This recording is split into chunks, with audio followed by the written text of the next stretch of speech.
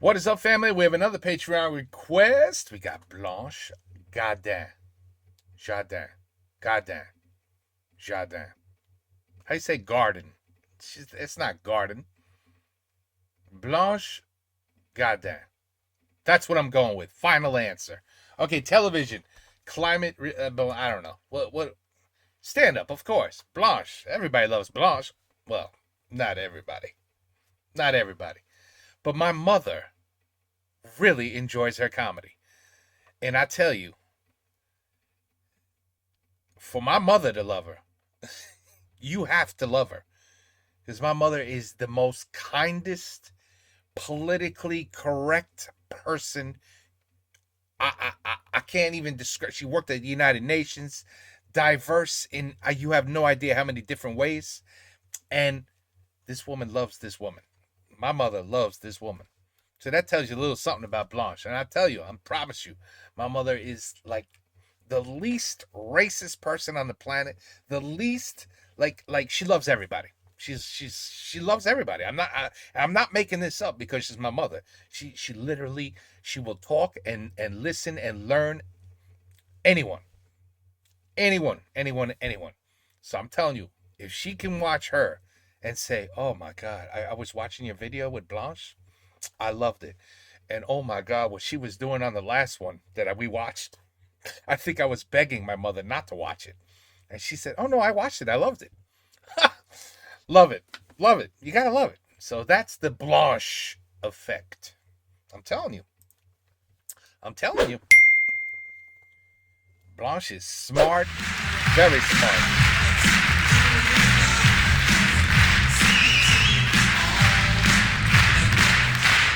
Merci. Bonsoir. Je suis un petit peu impressionnée parce que je sais que ça passe à la télé. Et... Oh,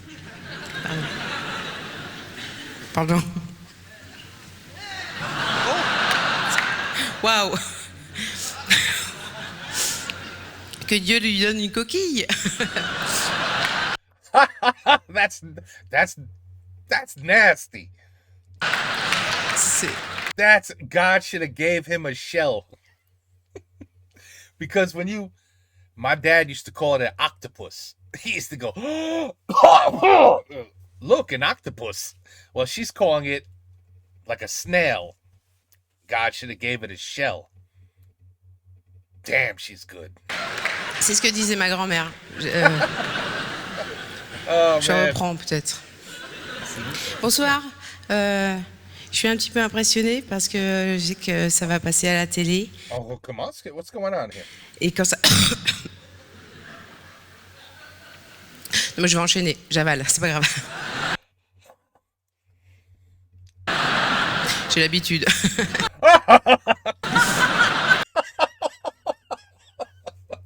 I knew that was coming.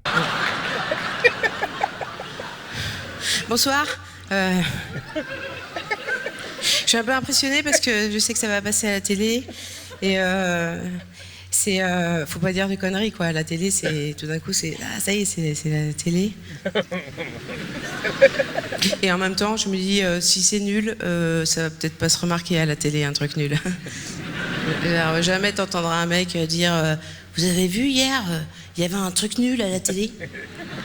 Non mais attends, j'étais en train de regarder tranquillement une émission passionnante. C'était Cyril Hanouna là qui faisait un truc. I don't know who that is. Ça donnait vraiment matière à réflexion sur la condition de l'homme moderne. Je veux dire, c'était. Après, j'ai regardé une série de pubs assez géniale. Et tout d'un coup, je zappe et boum, un truc nul. Non. Ça ne se remarquera pas si je fais de la merde, je pense. C'est flippant la télé quand même. Moi j'ai pas la télé parce que je sais que c'est de la drogue dure. La télé, tu la regardes, c'est obligatoire. Moi ça me fascine de voir que le succès des émissions de merde tient juste grâce à des gens qui disent non mais moi je regarde mais c'est juste pour voir le niveau de nullité du truc. Non mais vous êtes beaucoup à faire ça là. Non mais moi j'aimerais bien savoir combien ils sont, les gens qui regardent la télé avec du recul. I don't. If it's shit, I turn it off in less than 3 minutes. If I see that the TV show is trying to throw some politically correct bullshit at me, I turn it off immediately. Immediately. Like, I'm not watching this show for your political opinions. That's not why I'm watching this show. I want to laugh. I want to have fun. I want to enjoy it, you know. They ruin it immediately. I never watch it again. Turn it off, never again. Je veux dire, parce qu'il y a fort à parier qu'ils sont beaucoup. Mais ce qui est dingue, c'est-à-dire qu'on crée des émissions de merde pour que des gens les regardent tout en se révoltant que de telles merdes existent quand même. Alors je veux bien que la vie n'ait pas de sens, mais là quand même il y a des limites quoi. Tu sais les gens qui disent non mais moi je regarde c'est juste pour voir à quel point c'est de la merde. Mais quoi la merde t'intéresse en fait, t'es merdologue peut-être. Qu'est-ce que quand tu vas au resto tu commandes ce qu'il y a de plus dégueulasse? Qu'est-ce que tu te lèches les babines en regardant le menu en te disant qu'est-ce que je vais chier demain? C'est ça ton truc à toi? Non mais c'est fou cette arnaque qu'on est capable de se faire au cerveau quand même pour regarder la télé. Mais je pense que c'est parce qu'on s'aperçoit pas qu'on devient con. C'est ça le problème. She's right. We are becoming idiots. On se voit pas devenir con. Moi je sais j'ai plein d'amis qui sont devenus cons sans s'en apercevoir. Je leur dis t'es devenu con Daniel. Et ils sont là non je crois pas. Si t'es devenu con. Mais on se voit pas devenir con parce qu'en fait le cerveau c'est un organe caché, sous le crâne, on ne le voit pas se modifier. C'est vrai? We don't watch your brain get modified. Non, mais que tu bouffes de la merde tous les jours, tu te vois devenir gros. Hein, tu te vois dans la glace. Mais tu te vois pas devenir con. Tu t'en rends pas compte un jour devant le miroir de ta salle de bain. Putain, mais je suis en train de devenir complètement conne, là. Il faut absolument que j'arrête de regarder la télé, quoi. Non, ça se passe pas comme ça. Mais je veux dire, parce que moi on me prend pour une nazie du coup, pour une psychorigide. Je dis mais non, mais c'est bien quand même la télé. Moi ça me vide la tête. Mais depuis quand se vider la tête c'est une activité positive quoi? Je veux dire, c'est une question que je pose quand même. Non c'est flippant la télé. Et c'est encore plus flippant de passer à la télé parce que c'est vrai que bah, tu te dis t'es juste une petite crotte de plus dans un océan de merde quoi. Alors en plus, il y a un thème à la soirée. Je déteste les soirées à thème. Il n'y a rien de pire que faire tapisserie dans une soirée déguisée. Voilà. Le thème, c'est donc humour sans frontières. Qui a choisi ce thème? Probablement pas un humoriste. Hein. Je veux dire, c'est pas un thème. Je veux dire, c'est un programme humanitaire à la limite, mais ça veut rien dire. C'est absurde. Ça n'existe pas. Humour sans frontières. Il n'y a pas d'humour. L'humour, c'est pas. Il n'y a pas d'humour universel. L'humour, c'est culturel. On rit pas des mêmes choses dans les mêmes pays. Je veux dire. Humour sans frontières, il n'y en a pas. Enfin, il y a des frontières dans l'humour au sein de chaque pays. Ça, c'est sûr. Hein. En France, c'est les Juifs. C'est la frontière à pas dépasser. Par exemple. Aux États-Unis, c'est les Noirs. En Roumanie, c'est les Roumains. On peut pas rire des mêmes choses partout. Hein. Et au sein de chaque pays, il y a des frontières qui sont pas les mêmes dans tous les pays. Par exemple, en France, les Roumains, c'est pas une frontière du tout. Hein. Non, en France, les Roumains, c'est très marrant. C'est très marrant, hein. Des mecs sans bras, sans jambes, qui font la manche en plein hiver avec des bébés, c'est super marrant. Hein. C'est vraiment n'importe quel humoriste, il arrive à placer dans son spectacle « Donnez-moi !» Il cartonne, le mec. Hein. Il cartonne, non c'est vrai. En ce moment, parce que c'est les Roumains, en ce moment. Mais il y a une question de temps aussi, rire sur quoi? Parce que ça, c'est la loi des derniers arrivés sur le territoire.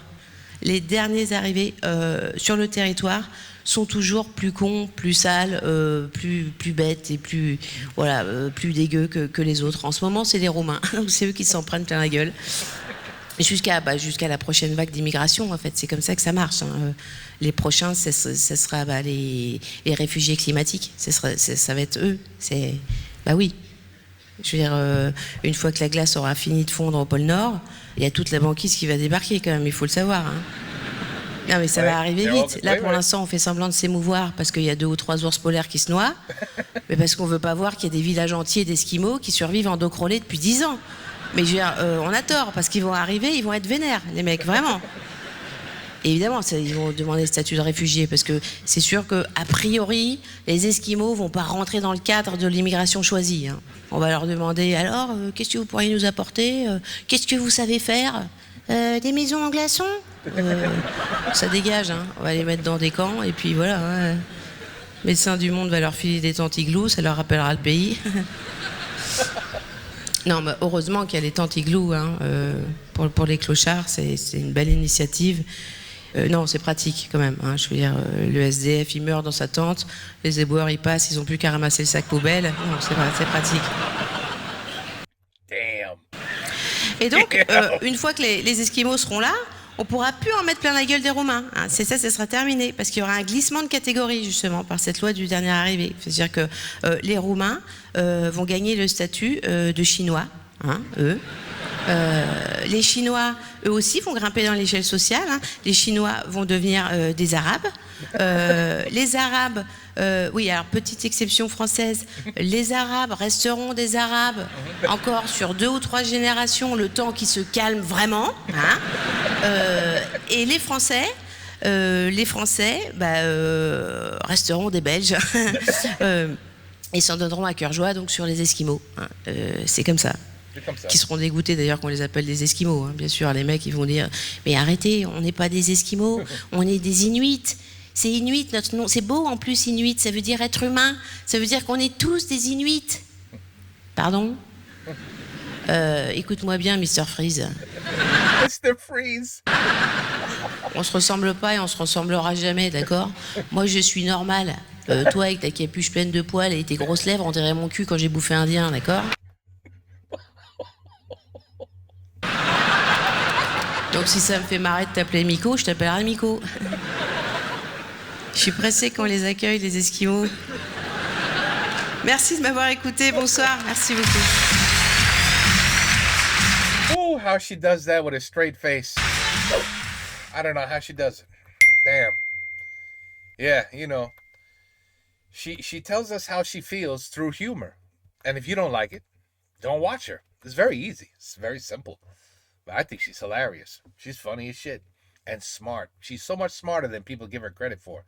And I don't even know if that's true. I think, people refuse to see intelligence when they get offended.